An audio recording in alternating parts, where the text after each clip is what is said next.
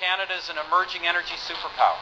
America is addicted to oil. We talked about some significant initiatives in that area that we're going to work on over the next few months.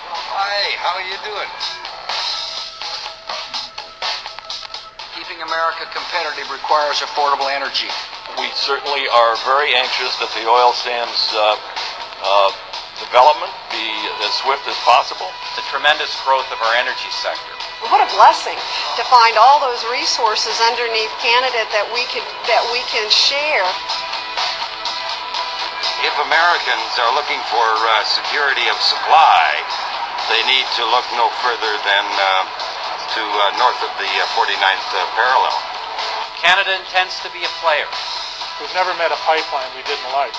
The United States' largest energy supplier is its largest trading partner, its best friend, an enduring democracy that believes in free markets and binding contracts. We don't have to send our kids to foreign lands to defend those sources of oil. Alberta has often been called the Texas of the North, and we take that as a compliment. Diana, welcome to On the Map. Thank you, Abby. Okay, so America's got a big energy problem, and we're the solution. How are the oil sands changing Canada's role on the world stage? Well, there's a couple of key factors that make Alberta's oil sands incredibly strategic globally right now. First, that most of the world's oil-producing nations have chosen to maintain strategic control over their oil resources by extracting and processing them themselves. So the foreign multinational corporations cannot get access to that oil. That's 80% of the world's oil, which is off limits to them. So Alberta's tar sands are one of the few places that they can actually go. And second, of course, globally, within that 20%, oil is harder and harder to find. So that means it's high risk and high cost exploration, which the tar sands are not. There's no risk. We know where the tar sands oil is. Back in the day, they talked about the scramble for Africa in terms of colonial terms.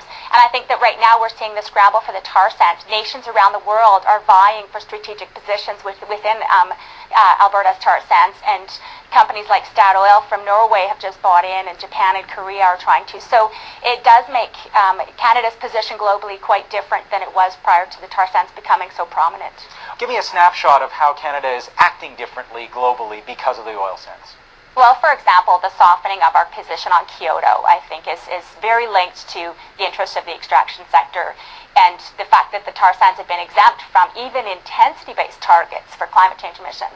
Canada has chosen to integrate further and further with the U.S. and increase exports to, and basically putting all of our eggs in one basket.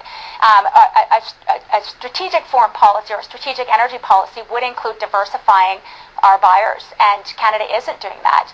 The U.S. has made it clear that they would like to significantly increase their reliance on Alberta's and Canada's oil and use that to reduce their dependence on Mideast oil.